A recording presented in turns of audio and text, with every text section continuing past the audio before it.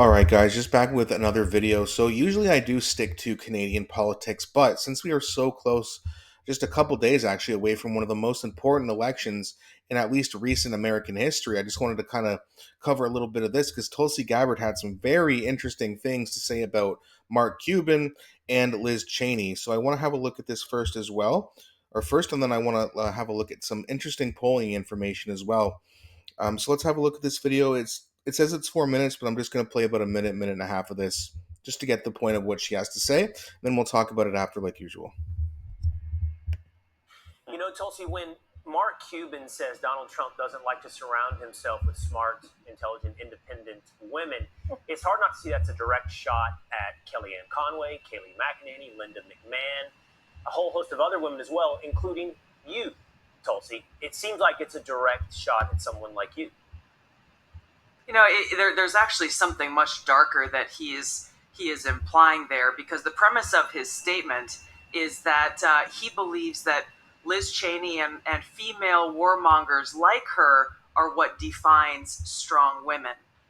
They are hypocrites and cowards, because when you look at people like Liz Cheney, she is eager to send our troops into harm's way. She is eager to advocate for more stupid wars, but she and other warmongers like her will never volunteer to put their lives on the line for these military adventures they're advocating in. And I just finished a couple of days of Army Reserve duty at Fort Sill, Oklahoma, and yesterday morning I stood there on the graduation field and saw a few hundred brand new soldiers graduating from basic training, probably 1,000 family members there to celebrate them.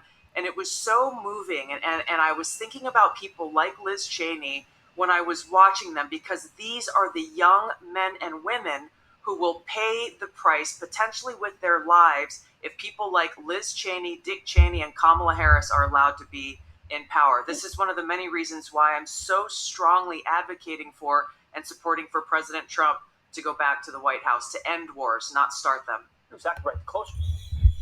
Whoa. Okay, Tulsi Gabbard bringing the heat today. But I love to hear it, and she's absolutely telling the truth. For Mark Cuban to say Donald Trump doesn't surround himself with strong, it's so ridiculous, right? I mean, there's tons of them, and this lady here in the pink, she rattled off about 5 names.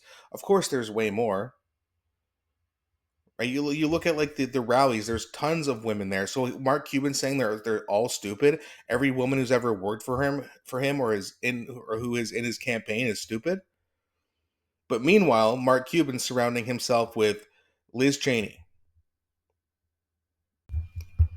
Now, what's interesting about what Tulsi's saying, in that not only what she's saying, but a lot of people are agreeing with what she's saying. I'm gonna show you guys a look at this poll here. So it's basically an electoral map, of a projection of what the electoral map could look like, and this is from Atlas. Now they predicted the 2020 election basically at like 100%. I think they got one state wrong, if any at all. I mean, they were the most accurate pollster of 2020, and this is what they've put up here. And as we all know, you need 270 electorals to win. So in this, the way this polling model has been mapped out, you got Wisconsin, Michigan, Pennsylvania, North Carolina, Georgia, Arizona, and Nevada all going to Trump. If that happens, it is an electoral landslide, 312 to 226.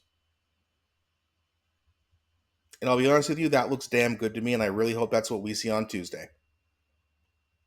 And as much as people might not like Donald Trump, he's mean, and I don't like this, and I think that this Project 2025, yada, yada, yada. It's all nonsense. It was all made up.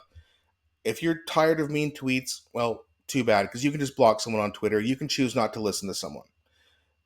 But to use that as your reason to not vote for Donald Trump and go and say, well, Kamala Harris has some great ideas. Like what?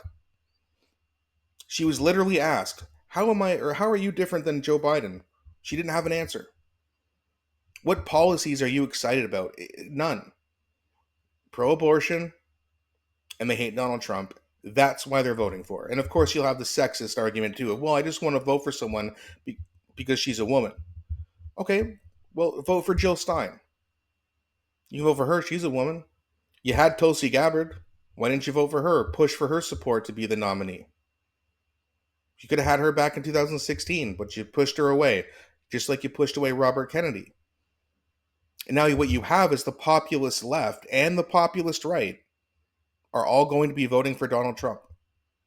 You can't say that you're a populist if you vote for Kamala Harris, because that's the opposite of populism. These are warmongers, these are globalists, these are elitists. That's why you're seeing celebrity after celebrity after celebrity. Kamala Harris is basically doing the same thing in her campaign that Hillary Clinton did in 2016. How'd that work? Now, that being said, when it takes 17 days to count the votes, we'll have to see what happens there. I have a feeling we might wake up to some shady business on November 6th. But that being said,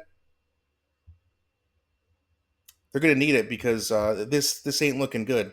And all those other polls that are coming out saying that Kamala Harris has got a 3-point lead in Iowa, don't believe that for a second.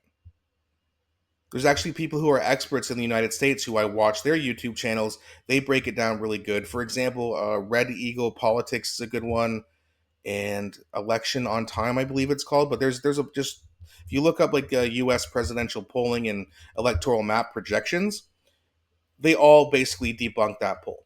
So don't even worry about that.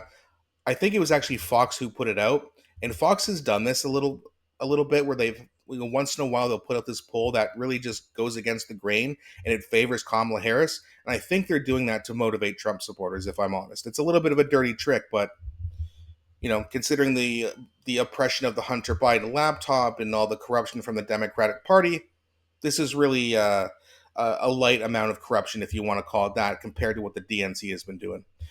So let me know what you can think about this electoral map projection here. Do you agree with it? Do you disagree with it? And what do you think about what Tulsi Gabbard had to say about Mark Cuban and Liz Cheney? So that's going to be it for this video, guys. Thanks so much for watching. Please don't forget to like and subscribe, as it really helps grow the channel. And I'll be back shortly with a new video.